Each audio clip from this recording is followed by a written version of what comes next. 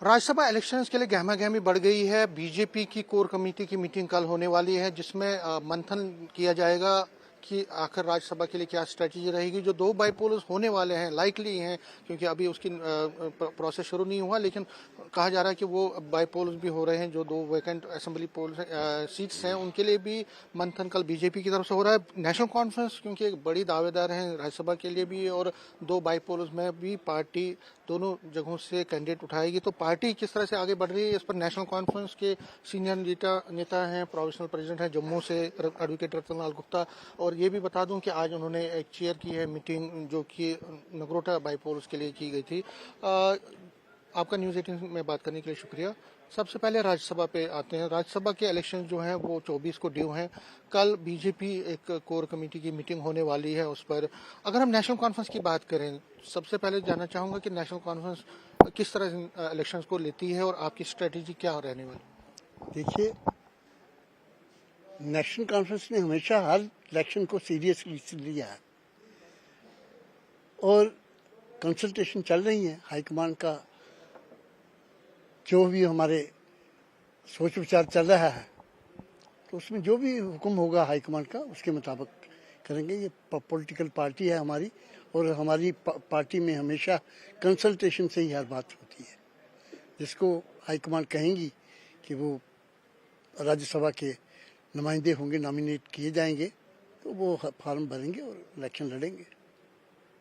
मतलब हम ये माने कि पार्टी जो है पूरी तरह से तैयार बैठी है इन इलेक्शंस के लिए राज्यसभा की, क्योंकि 4-4.5 साल के बाद ये इलेक्शन हो रहे हैं। और आपका जो समीकरण है उसमें तो 4 में से 3 आप जीत सकते हैं। तो क्या पार्टी एक्टिविटीज बढ़ा रही हैं, कंसल्टेशन प्रोसेस बढ़ रहा है? हाँ बिल्कुल, हम तो 3 की जो कह रहे हैं आप, 3 सीटें, 3 तो जीतेगी और चौथी की भी पूरी कोशिश होगी। ऐसी कोई बात नहीं है। नेशनल कॉन्फ्रेंस बिल्कुल संजीदगी के साथ, कोई भी इलेक्शन, मैंने कहा ना, संजीदगी के साथ लड़ती है, और हम ये इलेक्शन भी लोकसभा का, राज्यसभा का संजीदगी के साथ ही जीतेंगे। अगर हम कैंडिडेट्स की बात करें तो कई नाम हैं। डॉक्टर फारूक अब्दुल्ला का नाम है, चौधरी रमजान है, सजाद किचलू साहब का नाम लिया जा रहा, कई और भी नाम। क्या इन्हीं नामों के इर्द गिर्द सब कुछ हो रहा है, या कई और एक्सप्लोर किए जा रहे हैं नाम, उन पर बात हो रही है? देखिए, ये हाईकमान सोच रही है, जिसके भी नाम वो कंसल्टेशन कर रहे हैं आपस में, जिसके भी नाम वो देंगे वही नॉमिनेट किए जाएंगे। जिनको वो कहेंगे वही आगे आएंगे। ऐसी कोई बात नहीं। ऐसी भी एक डिमांड चल रही है कि बिल्कुल नए चेहरे, मीन्स पुराने लोग हों लेकिन नए चेहरे जो अभी तक राज्यसभा या कई उनको लाने की बात डिमांड हो रही है पार्टी। ये पार्टी ने फैसला करना है, हाईकमान ने फैसला करना है कि नए चेहरे लाने हैं या पुराने चेहरे लाने हैं। ये पार्टी का फैसला है। जो पार्टी फैसला करेगी वो पार्टी को मंजूर होगा, सबको मंजूर होगा। अच्छा, एक और बात है कि कांग्रेस जो है, कहा जा रहा है कि कांग्रेस एक सीट मांग रही है। कांग्रेस कह रही है कि एक सीट उनको मिलनी चाहिए। क्या कांग्रेस को वो सीट दी जा सकती है? क्या उनके साथ जो निगोशिएशंस हैं वो उस पर शुरू हुए हैं, या आपको लगता है कि नेशनल कॉन्फ्रेंस फुल कॉन्फिडेंट है कि 4 की 4 सीटों पे खुद ही अपना कैंडिडेट उठाना? देखिए, अभी तक तो कोई ऐसी बात सामने आ नहीं रही है, और ना ही अभी पार्टी में कोई ऐसी बात चल रही है। अगर कल को कोई बात ऐसी शुरू होती है तो ये हाईकमान ने देखना है कि कांग्रेस के साथ मिलना है या नहीं मिलना है, उनको देना है या नहीं देना है। ये हाईकमान का फैसला है। हाईकमान जो फैसला करेगी, पार्टी उस पर ताबिया होती है हमेशा। हमने कभी किसी भी हमारे साथी ने या किसी भी कोई ऐसी बात नहीं है। पार्टी जो हाईकमान जो फैसला करती है उस पर ही चलते हैं, और पार्टी हाईकमान हमेशा पार्टी के साथ कंसल्टेशन से ही यार काम करती है। ऐसी बात नहीं।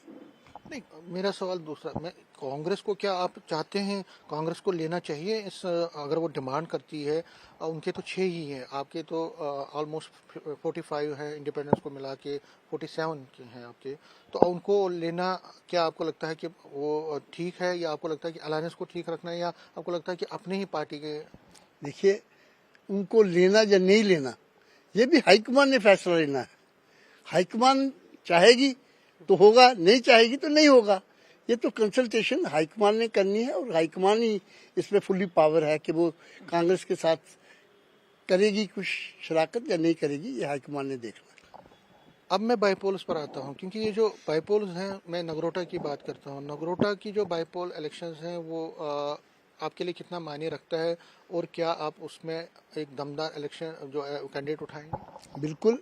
पिछली बार भी यहाँ दूसरे नंबर पे नेशनल कॉन्फ्रेंस आई थी और हालांकि कांग्रेस ने भी वहाँ इलेक्शन लड़ा था।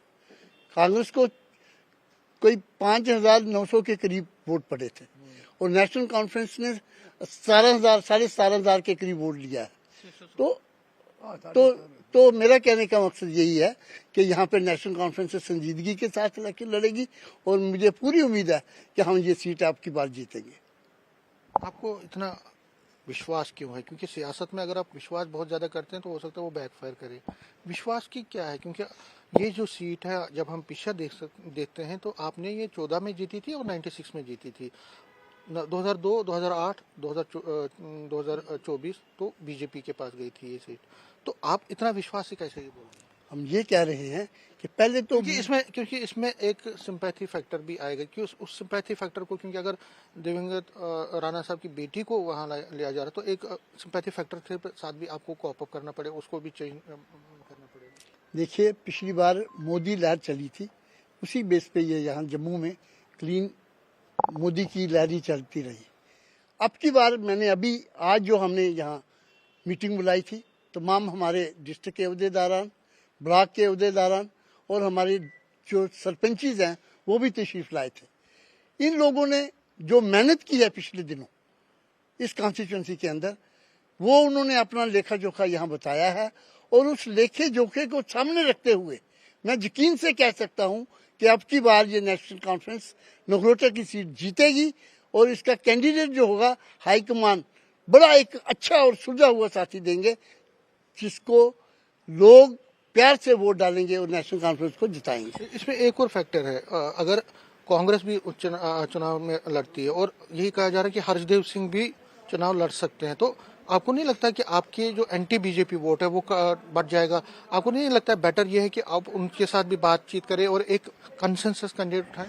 देखिए, ये तो कांग्रेस ने देखना है कि पिछली इलेक्शन उन्होंने लड़ी और कांग्रेस को वोट कितना मिला, वो आपके सामने है। 5,600 के करीब उनको वोट मिला है। तो उससे तो बेटर लगता है कि भाई उनको अपने कैंडिडेट खड़ा ही नहीं करना चाहिए और बाकी पार्टियों का तो नाम ही नहीं है कहीं। उस वक्त वहां तो मुकाबला सिर्फ नेशनल कॉन्फ्रेंस और बीजेपी का हुआ है और बीजेपी इसलिए जीत गई क्योंकि उन्होंने कोई हरबा नहीं छोड़ा था। मोदी जी की लहर थी और जम्मू खित्ते के अंदर उस वक्त हिंदू मुस्लिम या दूसरे जो फैक्टर उठाएंगे वो आपके सामने है। अच्छा, लास्ट में इसमें एक चीज भी और भी है कि 11 महीने की जो सरकार आपकी है, अब तो 12 महीने की सरकार है, 1 साल की सरकार हुई है। बीजेपी ये कहती है कि ये उस पर एक मोहर लगेगी कि इसका फेलियर है, हम जीतेंगे तो ये भी दृश्य होगा कि ये जो उमर सरकार है वो फेल हो गई है। तो कहीं ना कहीं आपको ये खतरा तो नहीं है एंटी इनकम्बेंसी का जो सरकार के खिलाफ हो सकता है? बिल्कुल नहीं।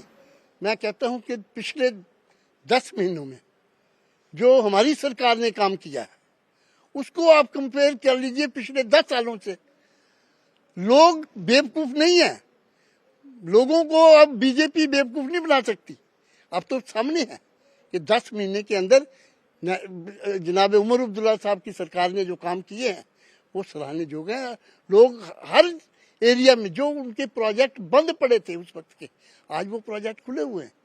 पानी बिजली का जो बेहतरीन इंतजाम किए गए हैं, जो इसका रोड्स के इंतजाम हुए हैं, जो फूड सप्लाई की सिस्टम को ठीक और दुरुस्त किया गया है, ये आपके सामने है। लोग पसंद कर रहे हैं कि ये सरकार जो है, लेकिन बस किस्मती है कि आज भी ये स्टेट हुड नहीं दे रहे। आज भी हमारे हाथ बंधे हुए हैं। आज भी जो कैबिनेट फैसला करती है 6 महीने एलजी साहब के पास रुका रहता है। आप मुझे बताइए, आज तक जिस सरकार को बिजनेस रूल तक नहीं पता है कि बिजनेस रूल क्या है, जिस सरकार को बिजनेस रूल तक नहीं, 1 साल के वो साइन हो रहे हैं, क्या सरकार सोचेगी और लोग क्या सोचेंगे? लोग बड़ी अच्छी भांति समझते हैं कि जम्मू कश्मीर के अंदर चुनी हुई सरकार जो है उसके नहीं चलने देने की वजह जो है वो सेंटर है। सेंटर को फौरी तौर पे स्टेट हुड देना चाहिए। न्यूज़ 18 की बात करने के लिए शुक्रिया। कैमरामैन साहिबा के साथ में समीर भट्ट, न्यूज़ 18 जम्मू।